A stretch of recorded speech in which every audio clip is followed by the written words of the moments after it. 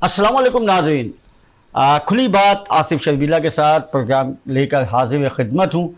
नाज़रीन, आज हम जिस मौजू पे बात करेंगे वो है इलेक्शन। जिस तरह से सुप्रीम कोर्ट ने हिदायत जारी की कि इलेक्शन करवाए जाएं और सदर पाकिस्तान आरिफ अलवी साहब इसको तारीख़ को ऐलान कर चुके, यानी कि 30 अप्रैल को पाकिस्तान में ये इलेक्शन होने चाहिए। अब इसमें बड़ी गहमा गहमी है और हम देख रहे हैं कि आरिफ अलवी साहब ने जो ये ऐलान किया उसमें मुज़ाकरात भी शुरू हो चुके हैं और उन्होंने गवर्नर से भी मुलाकात की और उनसे भी डिस्कस इस पे जारी है कि 30 अप्रैल को इलेक्शन किए जाए। फिर इलेक्शन कमिश्नर जो हैं उनसे भी मुलाकात हो रही है, उनसे भी बातचीत चल रही है। और अब देखना ये है कि इतने मुज़ाकरात होने के बाद, इतना सब कुछ होने के बाद इलेक्शंस अपनी इस तारीख़ पे हो सकेंगे या कि नहीं। अब हम दूसरी तरफ अगर हम देखते हैं तो वहाँ हम देखते हैं कि महंगाई का सुनामी बरपा है और जिस तरह से हमारे ज़रई इसका नाम क्या उसूद में जिस तरह से इजाफ़ा किया गया, तकरीबन 20 से ज़्यादा फ़ीसद इस पे इजाफ़ा किया गया और दीगर अशिया पे जिस तरह से इजाफ़ा किया जा रहा है, इसकी वजूहात क्या हैं और हमारी ये महंगाई जो रोज़ बरोज़ बढ़ती जा रही है और उसके अलावा जो डॉलर की कीमतें बढ़ती चली जा रही हैं। आए दिन हम ये देखते हैं कि डॉलर अपनी यानी के हुदूद को पार करता हुआ जा रहा है और उसके बाद अचानक कुछ उसमें कमी आ जाती है। इस लिहाज से अगर देखा जाए तो डॉलर बड़ा ताकतवर है और रुपया बहुत कमज़ोर होता चला जा रहा है। इसी पे आज हम बात करेंगे और बहुत से मौज़ूआत हैं जिन पे हम बात करेंगे। इस वक्त हमारे साथ स्टूडियो में मौजूद हैं मोहम्मद, हमारे बहुत अच्छे दोस्त और अमूमन आप इनको देखते रहते हैं, और जनाब सियासी रहनुमा है पाकिस्तान पीपल्स पार्टी के नईम आवान साहब। नईम आवान साहब, हम आपको खुशामदीद कहते हैं प्रोग्राम में। जी, आप कैसा देखते हैं? सबसे पहले तो हम बात करेंगे कि जो इस वक्त आरिफ अलवी साहब ने 30 अप्रैल की डेट दी है इलेक्शंस के हवाले से, इसको आप कैसा देखते हैं? बिस्मिल्लाहिर्रहमानिर्रहीम। आसिफ भाई, बात ये है कि इलेक्शन का तो तरीक़ेकार ये कि एक फ़ोरम है कि 90 डेज़ के अंदर इलेक्शन होने चाहिए, लेकिन अगर इलेक्शन डिले होते हैं तो उसकी कोई वजूहत होती हैं। इसमें बहुत सारे आर्टिकल हैं। आर्टिकल 279 जो है वो CC भी एक मौजूद है कि मुल्क की अगर माशी सूरत हाल अच्छी ना हो, सियासी इस्तेकाम ठीक ना हो, या टेररिज्म जो है वो जैसे पेशावर के अंदर पुलिस की कॉलोनी के ऊपर हमला हुआ, फिर इसी तरीके से कराची के अंदर CCPO के ऑफिस के ऊपर हमला हुआ और मुख्तलिफ जगहों से जो है वो थ्रेड हो, तो उस सूरत के अंदर इलेक्शन डिले हो सकते हैं। और ये बुनियादी असूल बने हुए हैं जो कि आइन हमें इस बात की इजाज़त देता है। लेकिन इस मुल्क के अंदर 2018 से पहले भी, जैसे अभी आपने कहा सुनामी, तो एक जमात है तहरीक इंसाफ, जिसका मैं समझता ही हूँ कि प्रेसिडेंट पाकिस्तान जो है वो उसी जमात का प्रेसिडेंट पाकिस्तान है, क्योंकि उसको मुल्क की तो उसको फ़िक्र नहीं है। इस इलेक्शन के लिए इस वक्त जो है वो 70 से 80 अरब रुपए दरकार हैं ये इलेक्शन कंटेस्ट कराने के लिए। और इलेक्शन जनरल इलेक्शन के अंदर और ये आपके जो ये इलेक्शन है इसमें ज़्यादा डिफरेंस नहीं है। हम भी ये कह रहे हैं कि इलेक्शन होने चाहिए, लेकिन जनरल इलेक्शन का टाइम अनकरीब है। लेकिन आपकी मुल्क की मैशत अगर ठीक ना हो तो मैं नहीं समझता कि आप जो है वो इतना वजन आप बर्दाश्त कर सकें। तो हम समझते हैं कि जनरल इलेक्शन के साथ ये इलेक्शन भी हो जाए तो ज़्यादा बेहतर रहेगा। नहीं, जनरल इलेक्शन से आप क्यों बस भागना चाह रहे हैं ये समझ में नहीं आ रहा। ये बात हम करेंगे। एक छोटा सा ब्रेक का वक्त हो गया, ब्रेक के बाद। जी नाज़रीन, एक छोटा सा ब्रेक।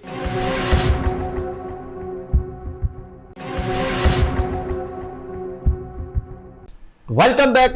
जी नाज़रीन, हम बात कर रहे हैं पाकिस्तान के हवाले से, इलेक्शंस के हवाले से, डॉलर्स के हवाले से, महंगाई के हवाले से, जो कि एक महंगाई का तूफ़ान हमारे मुल्क में बरपा है और एक आम इंसान जो है वो बस अब महंगाई से टूटा हुआ है। और इलेक्शंस के हवाले से हम बात कर रहे थे। नईम आवान साहब से मैं सवाल कर रहा था कि देखने में यही आ रहा है कि PDM जो है, आप यकीनन सब साथ हैं, PDM और एक जमात है और इस वक्त पाकिस्तान मुस्लिम लीग की नून की जो हुकूमत है, क्या आप लोग नहीं चाहते कि इलेक्शन हो? क्या वजूहात है? نہیں ایسا نہیں ہے, ہم نہیں چاہتے الیکشن ہو, ہم چاہتے ہیں الیکشن ہو, اور پاکستان پیپلز پارٹی ہمیشہ پارلیمنٹ کی بالادستی رول آف لا پہ یقین رکھتی ہے. لیکن یہ اگر میں بات کروں 2018 سے پہلے ایک سونامی آئے گا, سب کو بھا کے لے جائے گا, پھر سونامی آیا, اس ملک کے اندر تمام جتنے بھی ٹوٹی نل کے دروازے لوٹے ایک جماعت میں اکٹھے ہوئے اور اس ملک کو جو ہے معاون خصوصی چلاتے رہے. اور اس ملک کے اندر میں آپ کو بتاؤں کہ کبھی بھی پارلیمنٹ کے اندر تو یہ فیصلے ہوئے ہی نہیں کہ اس ملک کے اندر کرنا کیا ہے. ہمیشہ جو ہے وہ پریزیڈنٹ آف پاکستان عارف الوی صاحب جو ہے وہ صدارتی آرڈیننس نکال کے جو ہے اس ملک کے فیصلے کرتے رہے. تو میں سمجھتا ہی ہوں کہ ایک فورم بنا ہوا الیکشن کمیشن کا, اور الیکشن کمیشن نے اس کی ڈیٹ اناؤنس کرنی. اگر الیکشن کمیشن کی ڈیٹ اناؤنس نہیں کرتا تو فورم جو ہے وہ آپ کا جو ہے وہ پارلیمنٹ ہے, پارلیمنٹ کے اندر ہم اس پہ ڈسکس کر سکتے ہیں. لیکن اب کیونکہ کورٹ میں گیا ہے اور کورٹ نے اس کی ایک ڈیٹ جو ہے مقرر جو ہے وہ دی ہے, تو پاکستان پیپلز پارٹی کی اور پی ڈی ایم کی تمام جماعتوں کی تیاری ہے. انشاءاللہ تعالی الیکشن ہوں گے اور پتہ لگ جائے گا الیکشن ہوں گے. اچھا, اس وقت ہمیں جوائن کیا ہے ہمارے ملک کے ایک بہت بڑے بزنس مین جناب حنیف گوہر صاحب.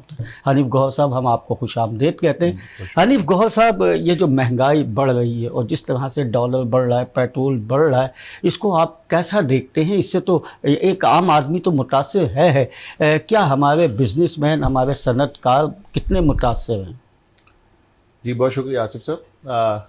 جہاں تک مہنگائی کی آپ نے بات کی, صنعت کاری کی آپ نے بات کی, تو آپ یہ دیکھیں گے کہ گزشتہ روز آباد کے پلیٹ فارم سے صرف مہنگائی کی وجہ سے ہم نے ہڑتال کی. اس وقت پورا پاکستان سراپا احتجاج ہے اور مہنگائی کی وجہ سے. اگر آپ گزشتہ 3 دن پہلے دیکھیں کہ ایک سیاسی جماعت کی طرف سے, لبیک پاکستان کی طرف سے, کہ پورے ہڑتال کی, کراچی شہر بند کیا, پاکستان میں مختلف شہروں کو بند کیا گیا, تو سراپا احتجاج تو ایک عام آدمی ہے مہنگائی کی جو پس چکا ہے چکی میں.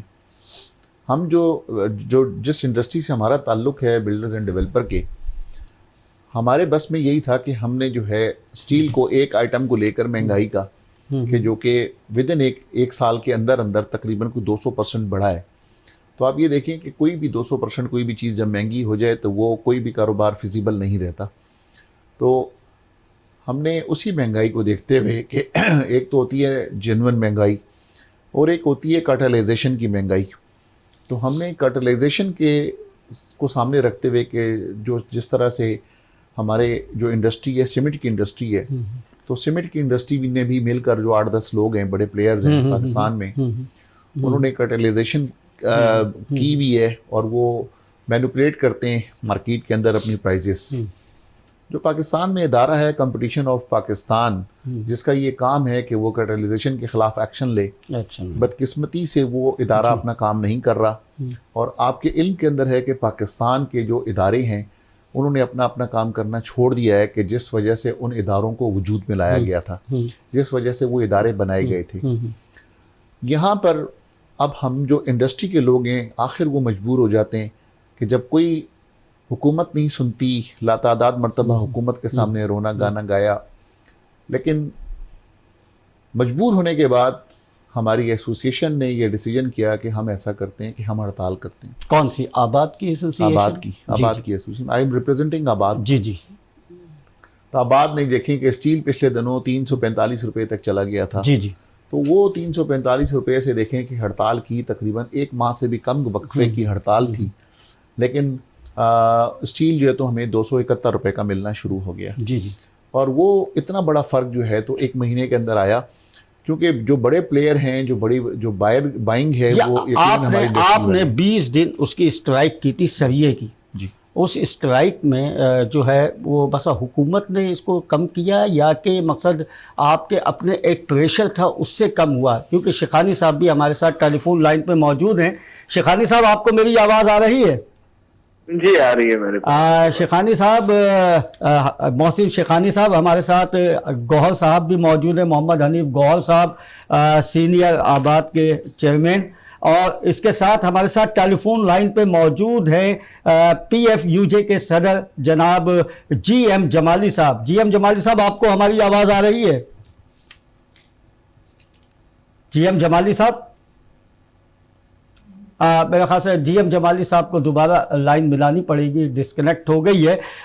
تو میں محسن شیخانی صاحب آپ سے یہ پوچھنا چاہوں گا، جیسے کہ گوہر صاحب نے ابھی نشاندہی کی کہ ہم نے اسٹرائک کی، آپ لوگوں نے اسٹرائک کی، اس میں پریس کانفرنس بھی آپ لوگوں نے کی ہے، تو یہ مقصد یہ ہے کہ ریٹ اب یہی رہے گا یا اس سے اور کم آئے گا یا اس سے زیادہ بڑھے گا، سریے گا؟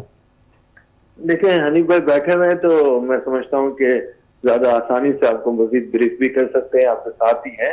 لیکن سر یہ کا ریٹ ڈیفینیٹلی جب ڈالر کا اپ اینڈ ڈاؤن اس طریقے سے ہوگا اور کوئی انسرٹین رہے گا تو کوئی چیزیں پتہ نہیں. ابھی آپ دیکھ رہے ہیں کہ ایک دن 18 روپے بڑھ جاتا ہے، 8 روپے کم ہو جاتا ہے. جب تک سرٹینٹی نہیں آئے گی، جب تک یہ سچویشن اسی طرح رہے گی، کہیں آپ کو پہلے ان چیزوں کو بھی جہاں پہ امپورٹ انوالو ہے ان چیزوں کو بھی بہتر کرنے کی ضرورت ہے گورنمنٹ کی طرف سے، تاکہ لانگ ٹرم کوئی پالیسی ہو سکے. ابھی تو شارٹ ٹرم میں کسی کو کچھ پتہ ہی نہیں ہوتا کل کیا ہونا ہے. جب تک یہ کنڈیشن رہے گی میں سمجھتا ہوں بڑا مشکل حالات رہیں گے. اچھا، مشکل حالات رہیں گے. گوہر صاحب، یہ جس طرح سے ڈالر بڑھ رہا ہے اور اچانک پھر ایک دن آتا ہے کہ اس کا کم ہو جاتا ہے، تو اس کا اتار چڑھاؤ جو ہے اس کو آپ کیا دیکھ رہے ہیں؟ یہ ایک جگہ فکس کیوں نہیں ہو رہا یا ایک جگہ کیوں نہیں آ رہا؟ کیا اس کے پیچھے آئی ایم ایف کا ہاتھ ہے، کس کا ہاتھ؟ دیکھیں یہ تو اب عیاں ہے، یہ بات تو جو آئی ایم ایف کے جو پریشرز ہیں، اب جب کسی بھی کوئی بھی جب بھکاری قوم معذرت کے ساتھ جب کوئی لون لینے کسی سے جاتی ہے، اس وقت کے جو ہمارے پرائم منسٹر جب خود اقرار کرتے ہیں بار بار ہر جگہ پر ہر فورم کے اوپر، اور کئی دفعہ انہوں نے میڈیا پہ یہ اقرار کیا ہے کہ beggar can not be choosers, تو دیکھیں کہ جب ایک طریقے سے اگر ہمارے جو chief executive of the country ہیں اور وہ جب خود قوم کو اور اپنے آپ کو جب بیگر کہیں گے تو دوسرے انسان نے ہماری وہ رسپیکٹ تو نہیں کرنی. جب ہم قرضے لینے جاتے ہیں تو یقیناً ہم نے ان کی کنڈیشنز کو بھی ماننا ہے. تو جو آئی ایم ایف کی کنڈیشنز ہیں، جو آپ کا بیسک جو میں سمجھتا ہوں کہ آج جو پروگرام ہے آپ کا مہنگائی کے اوپر، تو وہ اس میں سے بہت ساری وجوہات جو ہیں وہ آئی ایم ایف کے اس پریشرز کی وجہ سے بھی ہیں، کیونکہ جتنے ٹیکسز جو ہے تو آئی ایم ایف کے پریشرز کی وجہ سے حکومت کو لگانے پڑے، اور جو ڈی ویلیویشن جو کرنی پڑی اوپن مارکیٹ میں جیسے چھوڑا گیا ڈالر کو. پہلے کس طریقے سے کنٹرول کیا کرتے تھے؟ پہلے جب اسحاق ڈار صاحب ہمیشہ جب آتے تھے وہ یہی کہتے تھے کہ دیکھیں کہ میرے پاس وہ جادو ہے کہ میں ڈالر کو کنٹرول کر سکتا ہوں. یہ شروعات کی بات ہے، جب وہ آئے تھے تو انہوں نے کہا تھا کہ میں اس کو کنٹرول کر لوں گا، لیکن اس کے بعد وہ بھی بدل گئے سر. تو دیکھیں نا، اس کا مطلب یہ ہوا کہ ان کے کال و فعل میں فرق ہے، تضاد ہے ان کی بات میں. اس کا مقصد ہے کہ جو وہ سمجھتے تھے کہ میں جادو کی چھڑی لے کر آؤں گا اور میں ساری چیزیں ٹھیک ہو جائیں گی، جادو یہ کنٹرول ہو جائے گا، لیکن وہ تو سب کے سب ان کے دعوے غلط ہو گئے. کہ آپ دیکھیں کہ ان کے آنے کے بعد انہوں نے کہا تھا کہ اس کی اوریجنل ویلیو 200 سے کم ہے، اس کی اوریجنل ویلیو 185 روپے سے اوپر نہیں ہونی چاہیے ڈالر کی. آپ کے پاس ہی میڈیا پہ ریکارڈڈ ہے یہ ساری چیزیں، ٹھیک ہے نا، میں تو جسٹ خالی ریپیٹ کر رہا ہوں. لیکن آج آپ دیکھیں کہ ڈالر 300 کو ٹچ ہو گیا، تو کہاں 185 اور کہاں. تو آپ یہ دیکھیں کہ جب پی ٹی آئی کی حکومت گئی تھی تو 178 روپے کا ڈالر تھا اس وقت. تو پی ٹی آئی کی حکومت کو ہم سارے کے سارے لوگ برا بھلا کہتے تھے اور یہی کہتے تھے کہ بڑی مہنگائی ہو گئی ہے، اور ان دنوں میں مہنگائی ہونا شروع ہوئی تھی. لیکن میں سمجھتا یہ ہوں کہ اس وقت ڈالر 178 کا تھا. اگر آپ پچھلے ایک سال پہلے کی چیزوں پہ آپ چلے جائیں تو آپ کو مہنگائی جو ہے تو شاید اتنی ظلم والی مہنگائی نظر نہیں آئے گی جتنی کہ ان دنوں میں ہوئی ہے. تو اس وجہ سے میں سمجھتا ہوں کہ نہ صرف اسحاق ڈار صاحب، پوری جو پی ڈی ایم کی حکومت ہے جن کو ہم تجربہ کار ٹیم کہا کرتے تھے، ان سارے تجربہ کار ٹیموں نے جو 30 سال تجربہ نظر نہیں آ رہا. تو میں آؤں گا نعیم آوان صاحب کی. تو نعیم آوان صاحب، یہ جو ڈالر ہے کیا یہ اسحاق ڈار صاحب کو پٹخ دے گا یا بس ان کو استعفیٰ دے دینا چاہیے؟ اب کیا سمجھتے ہیں آپ؟ دیکھیں، میں عمران خان کی اگر میں مثال دوں تو ایک پلاسٹر، ایک معمولی چوٹ جو کہ 4 مہینے سے وہ پلاسٹر نہیں اتر پا رہا ہے. آپ کیا سمجھ رہے ہیں کہ پی ڈی ایم 10 مہینے کے اندر اس ملک کی 4 سال کا جو بگاڑ اس ملک کے اندر جو معیشت تباہ و برباد کی، state bank of Pakistan I M F کے حوالے رکھوا دیا، کشمیر جو ہے وہ انڈیا کے حوالے رکھوا دیا اور سیاسی استحکام آنے نہیں دے رہے. تو میں نہیں سمجھتا کہ 10 مہینے کے اندر جو ہے وہ سب کچھ ہو سکے. بالکل جو دعوے کیے تھے، دعوے تو بات یہ ہے کہ سابقہ پرائم منسٹر صاحب نے بڑے کیے تھے، 90 دن میں 1 کروڑ نوکریاں، 50 لاکھ مکانات، گورنر ہاؤس کو گراؤں گا، لائبریری بناؤں گا، پھر پی ایم ہاؤس کو گراؤں گا، یونیورسٹی بناؤں گا، حافظ صدیقی کو لاؤں گا. پھر ملک نے دیکھے کہ پھر میں جو ہے، لیکن سر ان کو موقع نہیں مل سکا، ان کو وہ پورا نہیں مل سکے, 5 سال ان کو نہیں مل سکے, اس کی وجہ سے کیا کرتے؟ اچھا بھی دیکھیں, اگر میں 2018 سے پہلے کی بات کروں اور 2018 کی, اور اگر یہ آپ کہہ رہے ہیں کہ 4 سال میں ان کو موقع نہیں ملا تو یہ سراسر زیادتی ہوگی. 2018 سے پہلے ڈالر اگر میں بات کروں تو ڈالر جو ہے اس کے ریٹ آپ اٹھا کے دیکھ لیں کہ ڈالر کے ریٹ کیا تھے, چینی کے ریٹ کیا تھے, آپ کے سری کے ریٹ کیا تھے, سیمنٹ کے ریٹ کیا تھے. آپ اکنومی آپ اٹھا کے دیکھیں کہ ملک کا جی ٹی پی ریٹ 5.8 کو پر کھڑا ہوا تھا. ملک کے اندر جو ہے وہ حالات نہیں تھے, اللہ نہ کرے جو آج حالات اس ملک کو دے دیے گئے ہیں. بلوچستان کا امن و امان خراب ہے, کراچی کا امن و امان جو ہے وہ ڈس بیلنس ہے, ریلوے اپنے ٹائم پہ نہیں آ پا رہی ہیں, یہ سب چیزیں, بجلی کا بحران, گیس کا بحران 2018 سے پہلے یہ چیزیں نہیں تھیں. لیکن 4 سال یہ بڑا وقت ہوتا ہے, ٹائم ہوتا ہے, اور اس وقت اور ٹائم کے اندر بات یہ کہ دیکھیں نا, میں اگر آج میں حنیف بھائی بیٹھے میں اگر کوئی پی ٹی آئی کا کوئی ترجمان یا اسپوک پرسن وہ پارٹی کو ڈیفائن کرتا تو میں اس سے سوال کرتا کہ 4 سالوں کے اندر آپ نے 24,000 ارب ڈالر اس ملک پہ قرضہ چڑھا دیا. مجھے بتائیں کوئی ایک یونیورسٹی کا نام بتائیں, کسی موٹر وے کا نام بتائیں, کسی ایئرپورٹ کا نام بتائیں. یہ باتیں کچھ نہیں بنا سکتے. ایک منٹ نعیم عوان صاحب, یہ باتیں تو 70 سال سے سنتے چلے آ رہے ہیں کہ جو حکومت آتی ہے ہمیشہ یہی کہتی ہے کہ ہمارا ملک بہت نازک مرحلے سے گزر رہا ہے, نازک مراحل سے گزر رہا ہے اور ہمیں قرضہ لینا پڑے گا. ٹھیک ہے, یہ معاملات تو چل رہے ہیں, لیکن ابھی ایک مسئلہ اور آ رہا ہے جو کہ ہمارے بزنس مینوں کے ساتھ, ہمارے صنعت کاروں کے ساتھ ہے. محسن شیخانی صاحب, کیا اب ہمارے جو صنعت کار ہیں, جو تعمیراتی کام کرتے ہیں اور یقیناً وہ بینک سے لون بھی لیتے ہیں, قرضہ بھی لیتے ہیں, تو آپ یہ دیکھ رہے ہیں کہ اب قرضہ مل سکے گا یا اس کا جو پرسنٹیج ہے, یعنی کہ ہم تو وہ سودی کہیں گے, وہ بڑھا دیا گیا ہے, تو کیا دیکھتے ہیں آگے آپ؟ دیکھیں 20% میں تو کوئی بھی انڈسٹری سروائیول نہیں کر سکتی. جب 20% ریٹ ہو جاتا ہے تو 21-22% پہ آپ کو ملتا ہے. تو میں نہیں سمجھتا کہ اکانومیکل یہ یوز ہو, صرف گورنمنٹ ہی لون لے سکتی ہے. جو ہماری گورنمنٹ ہے اس نے ہی کوئی 5 ٹریلین روپے بھرنے, جو ٹیکس سارا جمع ہوگا وہ انٹرسٹ میں دے دیں گے.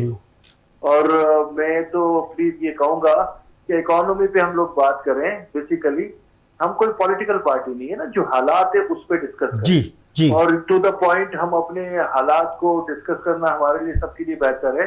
ہمارا کسی عمران خان سے واسطہ نہیں, ہمارا کسی نواز شریف سے بھی واسطہ نہیں, اور ہمارا کسی پیپلز پارٹی سے بھی واسطہ نہیں. ہم لوگ تو اس ملک کو بچانے کی بات کر رہے ہیں. یہ لوگ سارا دن ایک دوسرے سے یہی لڑتے رہتے ہیں کہ کس نے کیا کیا, کس نے کیا نہیں کیا. تو میں خدا را سب کو یہ کہوں گا کہ پلیز اب ٹائم ہے, چیزیں لائن ڈرا کریں. یہ ملک بہت پوٹینشیل ہے اس ملک میں. یہ 4 ارب لوگ کنیکٹیوٹی ہے اس ملک کی روڈ کے ساتھ. یہ ملک کے پاس منرلز ہیں, یہ ملک کے ایگریکلچر ملک ہے. یہ نہیں بھوکا مرے گا, صرف لیڈرشپ چاہیے. کوئی بھی لیڈرشپ ایسی نہیں ہے جو وہ ڈیسیشن لے سکی ہو اس ملک کو بچانے کی. سب نے ٹائم خراب کیا, کسی نے 15 سال, کسی نے 4 سال, کسی نے 30 سال. تو خدا را اس ملک کا فیوچر ہے, آپ سب کے بچے ہیں, یہ قوم ہمارے بچے ہیں آنے والے. ہمیں ایسی لائن ڈرا کر کے بات کرنی چاہیے تاکہ ہم اپنے فیوچر کو, اپنے ملک کو. بہت اچھی بات کی ہے محسن شیخانی صاحب آپ نے کہ ہمیں آنے والی جنریشن کا سوچنا چاہیے, اس یوتھ کا سوچنا چاہیے جن کو کہ اب ملک کی بھاگ دوڑ سنبھالنا ہے. لیکن ایک طرف ہم ایک چیز اور دیکھ رہے ہیں جو گوہر صاحب سے میں یہ سوال کروں گا کہ لوگ زیادہ تر پاکستان سے باہر جا رہے ہیں, ہمارے صنعت کار بھی ملک سے باہر جا رہے ہیں. تو اس کی وجوہات آپ کو کیا نظر آتی ہے, کیا وجہ ہے؟ یہ چیزیں ہیں یا کہ کچھ اور معاملات ہیں؟ میں سمجھتا ہوں ہم آج بھی اچھا انوائرمنٹ نہیں تھے. جی حنیف گوہر صاحب. دیکھیں میں سمجھتا ہوں جو محسن صاحب نے بات کی ہے وہ ساری بات ٹھیک ہے کہ ہمیں ایک تو اکانومی پہ اور پاکستان پہ رہنا چاہیے. ہم کیونکہ ہمارا کسی پولیٹیکل جماعت سے تعلق نہیں ہے, نہ محسن شیخانی صاحب کا, نہ میرا. ہم صرف پاکستانی ہیں اور ہم پاکستان کے لیے ہم تکلیف ہمیں ہوتی ہے, ہم دکھتے ہیں ہم. اور جہاں جو سوال آپ نے کیا, دیکھیں کبھی بھی یہ حالات نہیں تھے کہ ہر انسان اتنا مجبور ہو جائے کہ وہ ملک سے جائے. آصف صاحب ملک سے کتنے % لوگ جا سکتے ہیں؟ اشرافیہ جا سکتی ہے جن کے پاس 4 پیسے ہیں, لیکن جو باقی کے 22 کروڑ لوگ ہیں وہ کہاں جائیں گے؟ آپ یہ دیکھیں نا کہ 5%, 2%, 1% لوگ چلے جائیں گے, لیکن سب لوگ تو نہیں جا سکتے ملک سے. لیکن ہمیں تو جب تک اس ملک کے بارے میں ہم سوچیں گے نہیں, لیکن جیسا کہ ہم دیکھ رہے ہیں فیصل آباد کو لے لیں یا سیالکوٹ کو لے لیں, وہاں پہ ہماری صنعتیں بند ہو رہی ہیں. تقریباً ایک ہمارے اندازے کے مطابق 100 سے زیادہ ہماری صنعتیں بند ہو رہی ہیں, اور وہ یہاں سے جیسے بنگلہ دیش ہے یا دوسرے سری لنکا ہے یا وہاں پہ جا کے شفٹ ہو رہے ہیں. اس کو آپ کس طرح دیکھ رہے ہیں؟ دیکھیں میں اس طرح سے دیکھ رہا ہوں اس کو کہ جب تک ہم سب مل کر ملک کا صرف نہیں سوچیں گے, اپنی ذاتیات سے نہیں نکلیں گے, ہمیں سب کو مل کر ملک کا سوچنا ہوگا. جس دن ہم صرف ملک کا سوچیں گے تو انشاءاللہ جیسے محسن صاحب نے فرمایا بالکل ٹھیک ہے, اس دن انشاءاللہ ہمارا اتنا پوٹینشیل ہے ملک کے اندر کہ ہم ٹھیک ہو جائیں گے. دیکھیں ہمیں قرضوں سے جان چھڑانی ہے, ہمیں خوش نہیں ہونا کہ ہمیں 1.1 بلین قرضہ IMF سے مل جائے گا, ہمیں جو ہے تو چائنا سے قرضہ مل جائے گا. ہم قرضے لے کر خوش ہوتے ہیں, اپنی بڑی خوشی محسوس کرتے ہیں کہ جناب کہ ہم بڑی کامیابی ہے کہ ہمیں قرضہ مل گیا. ارے نہیں, ہماری کامیابی تب ہوگی کہ جب ہم قرضوں سے نجات دلائیں گے اس قوم کو. آج 130 بلین کا قرضہ ہو گیا, آج ہم 500 ارب ہر سال دیتے ہیں سود کی مد میں. تو آپ یہ دیکھیں کہ اگر آپ نے قرضوں سے جان چھڑا لی اس ملک کی خاطر, بہت پوٹینشیل ہے اس ملک میں. سب سے زیادہ تو آپ 500 ارب روپے جو سود آپ دے رہے ہیں دوسرے ممالک کو, اس سے آپ کی جان چھوٹے گی. آپ نے یہ سفید ہاتھی کیوں پالے ہوئے, آپ نے PIA کو کیوں پالا ہوا ہے جس کے اندر آپ 90 ارب ہر سال آپ دیتے ہیں ان کے خسارے کی مد میں. آپ نے پاکستان اسٹیل کو کیوں پالا ہوا ہے جس کی پروڈکشن کوئی نہیں ہے, لیکن آپ ان کے جو اخراجات ہیں اربوں روپے کے آپ نقصانات بھر رہے ہیں. آپ نے پاکستان ریلوے کو کیوں پالا ہوا ہے.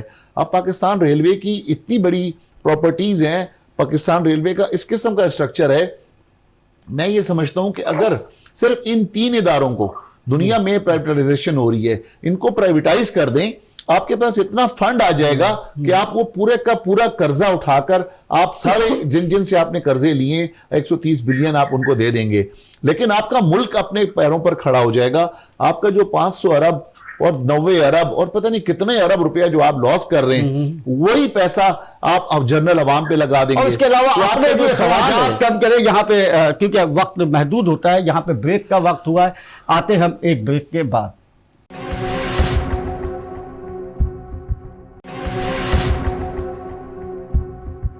Welcome back.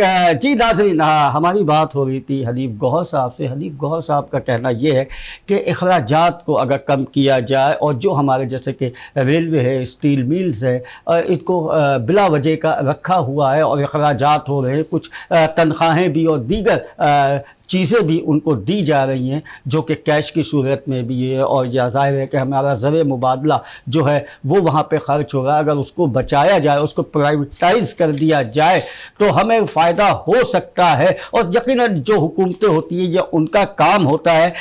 میں دعیم آوان صاحب آپ سے سوال کروں گا, کیا سب سیاست جو چل رہی ہے اس وقت, جو سیاست چل رہی ہے, یہ صرف سیاست چل رہی ہے, ریاست کو بچانے کا کوئی کام نہیں نظر آ رہا؟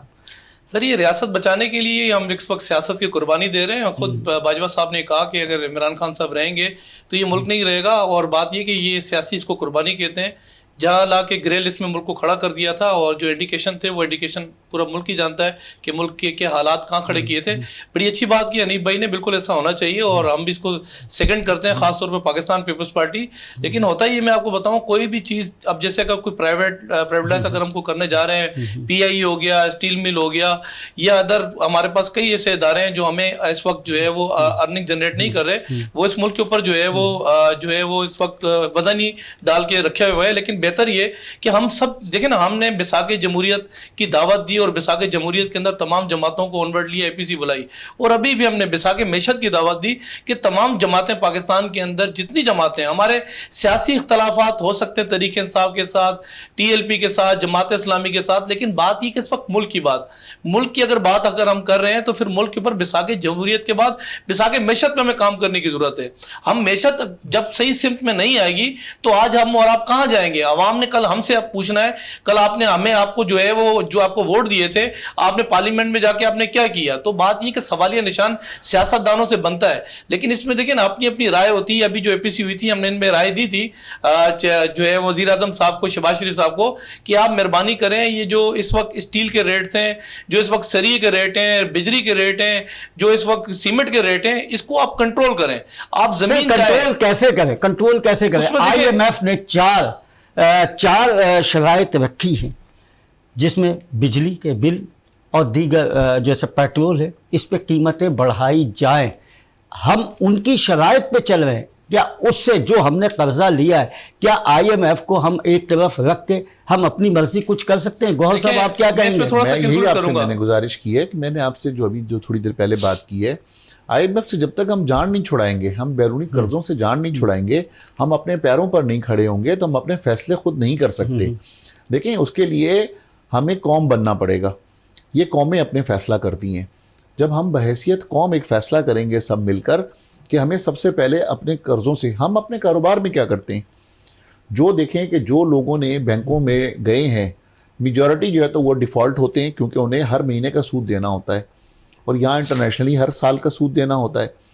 تو جب آپ اللہ کے ساتھ جنگ کریں گے تو وہ مملکت ترقی نہیں کر سکتی, وہ کبھی اس میں برکت نہیں آ سکتی. تو بحیثیت مسلمان بھی ہمیں یہ سوچنا چاہیے کہ ہمیں سودی نظام سے نکلنا چاہیے. ہم کیا جب اچھی بات کی سود سے نکلیں گے, جب اللہ کے ساتھ ہم جنگ ختم کریں گے, تو اللہ تعالیٰ ہمارے ملک میں بھی اور ہمارے کاروبار میں بھی سب چیزوں میں برکت آنا شروع ہو جائے گی. جی نہیں ماوان صاحب, آپ کیا جواب دیں گے ان کی بات کے, کیونکہ تمام چیزیں تو ظاہر حکمران ہے, سیاسی پارٹی ہے, اس کی بدولت یہ سب چل رہا ہے نا. تو اب ظاہر ایک نام آتا ہے سود کا, کہ یہ سودی نظام. تو سر یہ تو ہمارے یہاں اگر باحیثیت مسلمان اگر ہم دیکھیں تو یہ چیز تو صحیح نہیں. تو اس کے حوالے سے آپ کیا کہیں گے؟ دیکھیں ہمارا قرآن, ہمارا دین, ہمارا اسلام یہ کہتا ہے کہ آپ سود لیتے ہیں تو آپ اللہ سے کھلی جنگ کرتے ہیں, اور میں سمجھتا یہ ہوں کہ یہ ٹھیک نہیں ہے. لیکن اب بات یہ ہے کہ اس جنگ سے ہمیں باہر نکلنا ہے. اس جنگ سے باہر نکلنے کے لیے میں تھوڑا سا بات وہیں لے کر آؤں گا. دیکھیں نا, آپ کا جو لیبر ہے وہ کنسرن ہے آپ کے سری کے ساتھ, سیمنٹ کے ساتھ, آپ کی بجری کے ساتھ, یہ لیبر ان کے ساتھ اٹیچ ہے. ہم بھی یہ چاہتے ہیں کہ زمینوں کے چاہے تھوڑے سے ریٹ اوپر نیچے کر لیں, لیکن ان چیزوں کو تھوڑا سا کم کیا جائے. ایسا نہیں ہے کہ IMF نے یہ کہہ دیا کہ آپ نے ان چیزوں کو بڑھانا ہے. IMF کی ایک ریکوائرمنٹ ہے, آپ نے اس میں ہمیں اتنی ریکوری کر کے دینی ہے, ہم اس میں ریکوری کر کے دے سکتے ہیں. باقی دیکھیں بات یہ کہ ملکوں پر نا قرضے نا آصف بھائی چڑھتے ہیں اترتے ہیں. امریکہ جیسا ملک ہے نا, اس وقت $1100 کا ایک بچہ قرضوئی ہے. لیکن بات یہ کہ آپ قرضہ اتاریں گے کیسے, آپ کس فورم کے تھرو آپ قرضہ اتاریں گے؟ نہ آپ کے IT کے شعبے کے اندر آپ اتنی ارننگ کرتے ہیں, نہ ریلوے کے محکمے میں آپ اتنی ارننگ کرتے ہیں. تو ہم نے 2013 کے اندر ایک CPEC تحفہ دیا تھا اس ملک کو. CPEC تحفہ جو تھا وہ 2023 میں اس ملک کا تمام قرضہ اتار دیتا. CPEC جب یہ ہم نے اس کو ڈیلیور کیا تھا تو 2017 تک پوری دنیا سے جو بزنس ٹائکون سے خود کہتے تھے کہ ملک جو ہے پاکستان ایشین ٹائگر بننے جا رہا ہے. تو صورتحال یہ ہے کہ اگر ہم ایک ہی شعبے کے اندر یا پھر CPEC کو اگر ہم آگے لے جائیں تو میں سمجھتا یہ ہوں قرضے جو ہے وہ اتنے, میں نہیں سمجھتا کہ کوئی اتارنا کوئی بڑی بات ہوگی. ماشاءاللہ سے حنیف بھائی خود جس طبقے سے تعلق رکھتے ہیں, جس انڈسٹری سے تعلق رکھتے ہیں, اگر ان کی انڈسٹری صرف بات یہ کہ فیصلہ کر لے کہ ہم نے قرضے اتارنے, تو حکومت ان کے ساتھ کھڑے ہونے کے لیے تیار ہے. ہمارے پاس لینڈ بہت ہے, ہمارے پاس اتنی لینڈ ہے کہ آپ تصور نہیں کر سکتے. اس کا اگر ہم 10% 12% حصہ بھی اگر ہم سیل کر دیں نا, تو آپ یقین کریں اس ملک کا قرضہ صرف 3 دن کے اندر. اب ہم آپ کو بتائیں کہ آج کی بات ہے, یہ کل کی بات ہے, یہ آپ کو ہم بتا دیں. وزیر خزانہ اسحاق ڈار نے ایک ٹویٹ کیا ہے. وہ ٹویٹ کیا ہے وہ میں آپ کو بتانا چاہتا ہوں کہ ان کا چینی حکومت سے معاہدہ ہوا تھا کہ ہم 1 کروڑ اس کا نام کیا, اور $35 لاکھ آپ کو دیں گے, جس میں سے 50 کروڑ کی پہلی قسط اسٹیٹ بینک کو موصول ہو گئی. اور ان کا کہنا یہ ہے کہ اس سے ملکی و غیر ملکی زرعی مبادلہ کے ذخائر میں مزید, یعنی کہ ہم کوشش کریں گے کہ اس میں کمی آئے. تو آپ کیسا دیکھتے ہیں, میں دونوں سے سوال کر رہا ہوں کہ آپ کیسا دیکھتے ہیں کہ اس میں کمی آئے گی؟ یہ $50 کروڑ وہ ہمارے اسٹیٹ بینک کو موصول ہو چکے ہیں اور پہلی قسط آئی ہے. یہ آصف صاحب, اس وقت ہم آکسیجن میں ہیں, ہمارے آکسیجن لگی ہوئی ہمارے ملک کو. ہمارے یہاں آپ نے سنا ہوگا کہ روزانہ جو بڑے بڑے جو معاشی ایکسپرٹ ہیں وہ یہ کہتے ہیں کہ ہم ڈیفالٹ کے نزدیک ہیں, اور کئی معاشی لوگ کہتے ہیں کہ ہم ڈیفالٹ کر چکے ہیں. اسی کو آپ ڈیفالٹ خدا نخواستہ کہتے ہیں. تو ہم ICU کی پوزیشن کے اندر, تو آپ کے پاس جو بھی فورن ایکسچینج کہیں سے بھی آئے, کیونکہ فورن ایکسچینج اگر ہمارے پاس نہیں آئے گا تو جو ہماری اس وقت جو LCs کا جو ایشو آیا ہوا ہے, جو ہم امپورٹ ہمارے لوگ نہیں کر پا رہے ہیں, جو بہت ساری یہاں پہ جو ایکسپورٹ کی بھی جو مٹیریل ہیں ان کے اندر کوئی ایسی چیزیں ہوتی ہیں کہ جو را مٹیریل آپ کو امپورٹ پہلے کرنا پڑتا ہے, اور پھر آپ فنش گڈ بنا کے تو آپ ایکسپورٹ کرتے ہیں, اور وہاں سے آپ ڈالر جنریٹ کرتے ہیں. یہ 2-3 طریقے ہیں ڈالر جنریٹ کرنے کے. یا تو آپ بیرونی ملک سے قرضہ لیں گے, یا آپ ایکسپورٹ کریں گے, یا جو آپ کے جو باہر ممالک میں جو لوگ کام کرتے ہیں وہ آپ کو ڈالر بھجوائیں گے. میں نہیں سمجھتا کہ کوئی اور تیسرا کوئی طریقہ ہے. تو فورن ایکسچینج تو ہماری ضرورت ہے, اس میں کوئی دو رائے نہیں ہے. اگر فورن ایکسچینج ہمارے پاس نہیں آئے گا تو ہماری LCs نہیں کھلیں گی, ہمارا بزنس نہیں چلے گا, اور ہم جو ہے دنیا کے ساتھ شانہ بشانہ کھڑا نہیں ہو سکیں گے. لیکن ہمیں یہ سوچنا ہوگا کہ ہمیں ان پر خوش نہیں ہونا چاہیے کہ آج ہمیں چائنا نے 50 کروڑ دے دیے, آج ہمیں جو ہے تو 1.5 ارب IMF نے دے دیے. دیکھیں کہ جو بھی کوئی قرضہ دیتا ہے اس کی اپنی اپنی کنڈیشنز ہوتی ہیں, ویسے کوئی بھی کسی کو قرضہ نہیں دیتا. ہمیں کوشش یہ کرنی چاہیے کہ ہم ان قرضوں پر فخر محسوس کریں. آپ دیکھیں کہ برابر کے ملک سے ایک واٹس ایپ گھوم رہا ہے, اگر آپ انڈیا کی ایک میں آپ کو نام لے کے بتاتا ہوں, کہ وہ شخص یہی بتا رہا ہے کہ جی واہ واہ کیا بات ہے کہ پاکستان کی فورن منسٹر کو, فائنانس منسٹر کو, کہ وہ کتنے خوشی سے بتا رہے ہیں کہ الحمدللہ اتنا قرضہ جو ہے تو آج ہمیں مل گیا. تو اس پر الحمدللہ نہیں کرنا چاہیے. قرضہ بڑی مشکل سے کوئی انسان لیتا ہے کسی کے پاس, بڑی ندامت کے ساتھ جاتا ہے, لیکن ہمارے فخر سے کہا جاتا ہے, دوسرے ممالک میں جا کے یہ کہا جاتا ہے کہ ہماری اتنی بات ہو گئی ہے, یہاں سے ہمیں اتنی رقم مل جائے. نعیم اعوان صاحب, قومی یکجہتی, سیاسی اور معاشی بحران کا حل کوئی ہو سکتا ہے؟ سر بالکل ہو سکتا ہے. آپ دیکھیں نا, اس وقت معیشت کی جو صورتحال ہے وہ ٹھیک نہیں ہے, اس میں کوئی شک نہیں ہے کہ جو ایکسپرٹز ہیں جو معاشی طور پر چیزوں کو دیکھتے ہیں, میں سمجھتا ہی ہوں کہ ہم صحیح سمت کے اندر نہیں ہیں. لیکن میں آپ کو بتاؤں کہ ہمیں ٹرسٹ ڈیفیسٹ میں رقم کی ہمیں ضرورت ہے. IMF بیسکلی قرضہ نہیں دیتا. IMF جو ہے وہ انٹرنیشنل مانیٹرنگ جو ہے فیسلٹیز پرووائڈ کرتا ہے. جب آپ کو گرین سگنل دے دیتا ہے نا کہ ہاں جی اب آپ کے اوپر سے تمام ریسٹرکشنز ہٹ گئی ہیں, تو پھر آپ کی بات ہی کہ فورن ریزرو ہیں وہ بھی آنا شروع ہو جاتے ہیں فورن سے. پھر اسی طریقے سے دیگر جو ممالک کے ساتھ آپ کے معاہدے ہوئے ہیں, جیسے ہمارے انٹرنیشنلی ایک یونائٹڈ نیشن سے ایک بڑا فنڈ آنا ہے ویدر کے متعلق, انہوں نے اناؤنس کیا تھا کہ ہم جو ہے گلوبلائزیشن جو پوری دنیا کے اندر ویدر جو ڈسٹرب ہے اس کا 12,000 ارب جو وہ آنا ہے, پھر سعودی عرب سے کچھ آنا ہے, کچھ جو ہے وہ ترکی سے آنا ہے, کچھ چائنا سے آنا ہے, پھر آپ کا ایشین بینک ہے, ورلڈ بینک ہے, ورلڈ وومن بینک ہے. بات یہ ہے کہ وہ پھر آٹومیٹکلی ایکٹیو ہوتے ہیں. لیکن ہم اس وقت سرکل کے اندر ہے IMF کے جو ہے وہ ریڈار کے اوپر. ہم اس ریڈار سے جب تک نکلیں گے نہیں نا, اس وقت تک ہم آگے بڑھ نہیں سکتے. پھر دوسرا یہ ہے کہ ان 75 سالوں کے اندر ناصر بھائی اب تک ڈیسائیڈ ہی نہیں ہو سکا کہ اس ملک کو چلانا کس نے. بات یہ کہ انہوں نے چلانا ہے جو پارلیمنٹ کے اندر بیٹھتے ہیں. سوچنے کی بات ہے, یہ کس کے سوچنے کی بات ہے, کیونکہ آپ بھی سینئر سیاسی رہنما ہیں, آپ سینئر اس کا نام کیا بزنس مین ہیں. یہ کس کے سوچنے کی بات ہے, یہ کس طرف ہمارے یہ کہ ملک کو لے کے جایا جا رہا ہے, آپ کیا سمجھتے ہیں؟ کیونکہ آپ لوگوں کا تجربہ ہے, آپ کیا سمجھتے ہیں؟ سب کے مل کے سوچنے کی, جس کو اس پاکستان سے پیار ہوگا, آپ چاہے جو اشارہ اسٹیبلشمنٹ کی طرف کر رہے ہیں یا آپ پولیٹیکل پارٹیز کی طرف کرتے ہیں, اسٹیبلشمنٹ کو بھی یہ سوچنا ہوگا, پولیٹیکل پارٹیز کو بھی یہ سوچنا ہوگا کہ ہم اپنے ذاتی مفادات سے نکل کے ہم اب جو ہے تو ملکی مفاد کے لیے ہمیں کام کرنا چاہیے. جس دن ہم نے یہ سوچ لیا پولیٹیکل لوگوں نے اور اسٹیبلشمنٹ نے, اس دن یہ ملک ترقی کرنا شروع ہو جائے گا. اچھا, اب میں ایک سوال اور کرنا چاہوں گا. یہ تو ایک صنعتوں کے حوالے سے یا ملک کی زر مبادلہ کے حوالے سے یا اس کے حوالے سے بڑی بات تھی. اب میں ایک چھوٹی سی بات پہ آتا ہوں, ایک عام انسان کی طرف آتا ہوں. اب رمضان شروع ہونے والے ہیں.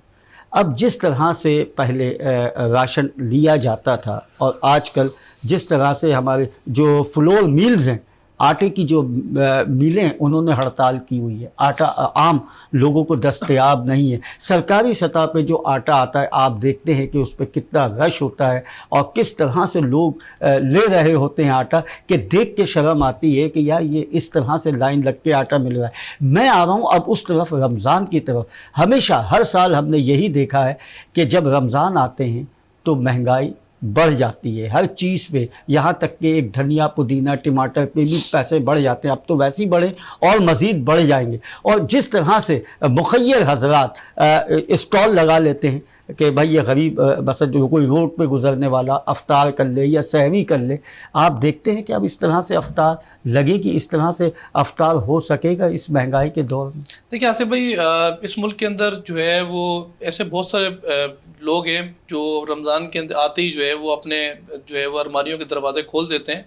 مافیاز اگر میں بات کروں, یہ مافیاز ہیں, گندم مافیا ہے, چینی مافیا ہے, پیٹرول مافیا ہے, ڈالر مافیا ہے. مافیاز کا ڈھیر ہے اس ملک کے اندر. لیکن رمضان جیسے مہینے کے اندر الحمدللہ خاص طور پہ کراچی کے اوپر بڑا ایک اللہ کا فضل و کرم ہے کہ کراچی میں کوئی بھی آدمی بغیر سحری بغیر افطاری تو کم سے کم سوتا نہیں ہے. باقی رہا دیکھیں ہم باعثیت ریاست جو ہے وہ ہم سختیاں کر سکتے ہیں, کوئی سوتا نہیں ہے. یہ تو اللہ کا وعدہ ہے کہ بھوکا اٹھاؤں گا بھوکا سلاؤں گا نہیں, لیکن باحیثیت حکمراں جو کہ ریاست کو چلا رہے ہیں ان پہ بھی تو کچھ فرائض ہوتے ہیں نا. جیسے دوسرے ممالک میں ہم دیکھتے ہیں کوئی تہوار آتا ہے یا کوئی اس طرح کا آتا ہے تو وہ قیمتیں کم کر دیتے ہیں, لیکن ہمارے ملک میں بڑھ جاتی ہیں. حنیف گوہر صاحب آپ کیا دیکھتے ہیں؟ کہ جو آپ بات کر رہے ہیں اس کے لیے صرف اللہ کی طرف سے خوف ہونا چاہیے دل میں. یہ آپ بالکل, یہ انفارچونیٹ, یہ ہمارے المیہ ہے یہ ہمارے ملک کے اندر, اور خاص طور پر ہم مسلمانوں میں جو کہ بدقسمتی سے یہ بات ہمیں کہنی پڑتی ہے. جن ممالک کا آپ اشارہ کر رہے ہیں وہ تمام کے تمام ملک جو ہے تو غیر مسلم ملک ہیں, جہاں پر اس قسم کی غیر مسلم ممالک میں چاہے رمضان روزے ہم مسلمانوں رکھنے ہوتے ہیں تو وہ یقین آپ کریں کہ آپ باہر چلے جائیں, امریکہ میں, انگلینڈ میں, کہیں پہ بھی آپ چلے جائیں تو وہاں پر بھی وہ کاؤنٹرز لگا دیتے ہیں کہ رمضان کے اندر وہ چیزوں کو کم کر دیتے ہیں, سستی کر دیتے ہیں. ہمیں کم سے کم اگر ہم خدا نہ خواستہ جو اسلام سے اگر ہم کوئی دوری ہے ہماری, تو ان لوگوں سے سبق سیکھ لینا چاہیے کہ ہمیں رمضان کے اندر خاص طور پر یہ خیال کرنا چاہیے کہ ہمیں چیزوں کو مہنگا کرنے کے بجائے چیزوں کو سستا کر کے بیچنا چاہیے. لیکن بدقسمتی سے ہمارے یہاں پر یہ فقدان ہے, اور ہمارے یہاں پر جو چاہے کسی بھی کمیونٹی سے تعلق ہو, تاجر برادری زیادہ ہوتی ہے, لازمی بات ہے کہ دکاندار ہیں یا ہم نے دوسرے ایک چیز اور دیکھی ہے جو کہ میں نے ایک سروے کی ہے, میں نے خود ایک سروے کیا, جو سماجی ادارے, ویلفیئر ادارے, وہ بھی پریشان ہیں کہ یار یہ تمام چیزیں ہیں اور اب ہم اس کو کیسے سنبھالیں, کس طریقے سے کریں. اب وہاں پہ بھی ڈونر کم ہو گئے ہیں. آف کورس جی, ڈونر تو وہی دے گا نا. ڈونر تو دیکھیں کم کس وجہ سے ہو گئے. ڈونر تو بزنس کر کے ڈونر دیتا ہے. حکومت کو تو, حکومت کے پاس تو اتنے وسائل ہی نہیں ہوتے, یا وسائل ہوتے ہیں تو وہ اپنا رونا ان کا ختم نہیں ہوتا. تو ہمارے یہاں پر تو دیکھیں کہ جتنے بھی کاروباری حضرات ہیں, کیونکہ وہ حکومت پر ان کا ٹرسٹ نہیں ہے, ٹیکس نہیں دینا چاہتے, ٹیکس کو بچاتے ہیں, لیکن وہاں اللہ کے نام پر دل کھول کر دیتے ہیں. وہ اللہ کے نام پر دل کھول کے دیں گے تب کہ جب ان کا کاروبار ہوگا. جب ایک انسان, آج کل کے جو حالات ہیں ملک کے گزشتہ 1 سال سے, تو آپ یہ دیکھیں کہ کاروبار نام کی تو چیز ہی نہیں ہے. ساری کچھ فیکٹریاں آپ نے تذکرہ کیا فیصل آباد کا, آپ کراچی میں دیکھیں بہت ساری فیکٹریاں بند ہو گئی ہیں, آپ بہت ساری چینیں بند ہو گئی ہیں, ہزاروں لوگ روز بے روزگار ہو رہے ہیں. مقصد ہم اس کاروبار ہم کر رہے ہیں, ہم روزانہ یہ سوچتے ہیں کہ اب ہم کتنے لوگ نکالیں, کتنے لوگوں کو ہم بے روزگار کریں, جبکہ ہماری پالیسی تھی زندگی میں کبھی ہم نے کسی انسان کو رکھنے کے بعد نکالا نہیں تھا. لیکن آج حالات نے اتنا مجبور کر دیا کہ ہم روزانہ لوگوں کو نکال رہے ہوتے ہیں, وہ بڑے ٹوٹے دل سے نکال رہے ہوتے ہیں, لیکن مجبور ہیں کیونکہ کاروبار نام کی چیز ہی نہیں ہے, کاروبار ہے ہی نہیں. جب کاروبار نہیں ہے, پیسہ نہیں کمائیں گے, تو جب ہم نہیں کمائیں گے تو ہم پہلے تو اپنے سیلریاں دیں گے, سیلریوں سے پیسے بچیں گے تو ہم اللہ کے نام پہ خیرات کریں گے, زکوٰۃ دیں گے, سب چیزیں کریں گے. تو آج کل یہ تمام کاروباری لوگوں کے یہ مسائل ہیں. اس وجہ سے تمام چیریٹیبل اداروں کا اس وقت بڑا المیہ ہے, کیونکہ میں روزانہ کے رات کو بھی فنکشن اٹینڈ کر آیا ہوں. ابھی آپ کے شو سے اٹھ کے میں دوبارہ جا رہا ہوں وکیل کریم ڈیڈی کے گھر پر, وہاں پر بھی میں اسی قسم کا فنکشن اٹینڈ کرنے جا رہا ہوں. تو ہمیں علم ہے کہ اس مرتبہ کیونکہ بزنس نہ ہونے کی وجہ سے, کاروبار نہ ہونے کی وجہ سے ان تمام چیریٹیبل اداروں کے لیے مسائل پیدا ہو چکے ہیں, کیونکہ ان کے پاس فنڈ ریز نہیں ہو رہا. جب ان کے پاس فنڈ ریز نہیں ہو رہا تو شاید جو یہ دسترخوان ہمارے لگا کرتے تھے, دسترخوان آپ کو شاید کم لگنے نظر آ جائیں. سیلانی اپنے دسترخوان لگاتا تھا, جے ڈی سی اپنے دسترخوان لگاتا تھا. تو یہ سارے مسائل ہم کو اب اس رمضان میں اور آئندہ چند دنوں میں نظر آ رہے ہیں. اچھا, اب ہمارے پاس کیونکہ چند منٹ رہ گئے, نعیم آوان صاحب, الیکشن 2023 میں آپ دیکھ رہے ہیں کہ 2023 میں الیکشن ہو جائیں گے؟ پہلے تو میں سر, کیونکہ رمضان کی بات ہو رہی تھی, ایسا یہ ریاست کا کام ہوتا ہے کہ اپنی وہ لوگ جو ملک میں رہتے ہیں ان کا خیال رکھیں. ابھی اس پہ سبسڈی دی ہے 88 ارب روپے کی رمضان پیکیج کے حوالے سے. تمام یوٹیلیٹی سٹور کے اوپر جو ہے وہ جو آپ کے چینی, آٹا, پتی اور دیگر جو روزمرہ کی استعمال کی جو اشیاء ہے اس کے اوپر جو ہے وہ جو ہے اس کا کم کیے گئے ہیں. باقی رہا الیکشن کا, تو الیکشن جو ہے دیکھیں نا, ابھی ایک الیکشن جو بھی ہونے جا رہے ہیں جس کے اوپر سپریم کورٹ نے ہدایات جاری کی ہیں, میں سمجھتا ہی ہوں کہ دیکھیں اب اس وقت اس الیکشن کے لیے ہمیں 70 سے 80 ارب روپے کی ریکوائرمنٹ ہے. 70 سے 80 ارب روپیہ اس الیکشن کے لیے, جو آپ کے الیکشن سمجھ لیں کہ ماحول نہیں ہے اس وقت ملک کے اندر. ملک کے اندر صورتحال آپ کے سامنے ہے. کے پی کے اندر پشاور میں آپ نے دیکھا کہ وہاں ایک پولیس کی कॉलोनी के ऊपर अटैक हो गया, कराची के अंदर पुलिस की CCPO के ऑफिस में अटैक हो गया। फिर बात ये कि कहीं भी इलेक्शन कराने के लिए आपको फसाइल चाहिए होते हैं बहुत सारे, आपको अमला चाहिए होता है, आपको पैसा चाहिए होता है, फिर अमन व अमान चाहिए होता है। इस वक्त थ्रेट पाकिस्तान को बहुत ज़्यादा है, माशी थ्रेट कम है इस वक्त, अंदरूनी जो है वो सियासी इस्तेकाम कुछ पार्टियां आने नहीं दे रही हैं। तो बात ये कि माशी इस्तेकाम क्या इस पे करेंगे, माशी इस्तेकाम आ सकता है। तो पहले हमें जो है वो मैं समझता हूँ कि बिसाके मैशत पे काम करने की ज़रूरत है इस वक्त, ना कि हम इलेक्शन की तरफ जाएँ। इस वक्त कारोबारी तबके से ताल्लुक़ रखने वाला मिनी ताजिर इंडस्ट्रियल परेशान हाल है, और इस वक्त जो है उनको समझ नहीं आ पा रही है, कशमकश का शिकार है जब कि वो हम किस तरफ परेशान जाएं। है नईम आवान साहब, जब वो परेशान है तो एक आम आदमी का क्या हाल होगा। इस वक्त मैं आपको बता दूं 44% जिनको हम गरीब कहते थे अब वो ज़ीरो पे आ गए हैं, और उनके पास वो हाल है कि वो हम अपनी ज़बान से कहते हुए ये, क्योंकि हमारा प्रोग्राम जो है, ये हमारा चैनल जो है, ये 126 ममालिक में देखा जाता है। कहते हुए भी शर्म आती है कि हम अपने मुल्क के मुतालिक ये बात कर रहे हैं, हमें ख़ुद भी शर्म आती है। और नाज़रीन, इसी के साथ ही मैं हनीफ गौहर साहब आपका बहुत बहुत शुक्रिया अदा करूँगा कि आपने अपने कीमती वक्त में से हमें कुछ वक्त दिया। नईम आवान साहब आपका भी शुक्रिया अदा करूँगा कि आपने अपना कीमती वक्त दिया है। और नाज़रीन, जाते जाते सिर्फ इतना कहेंगे कि हुकूमत की ज़िम्मेदारी होती है कि अपनी रियासत को वो सहूलियात दे जिसकी उसे अशद ज़रूरत होती है। कम से कम नहीं, चलो आम दिनों में जिस तरह से भी गुजरे, लेकिन सब्सिडी जो है वो इन दिनों में ख़ास करके रमज़ान में ज़रूर देना चाहिए।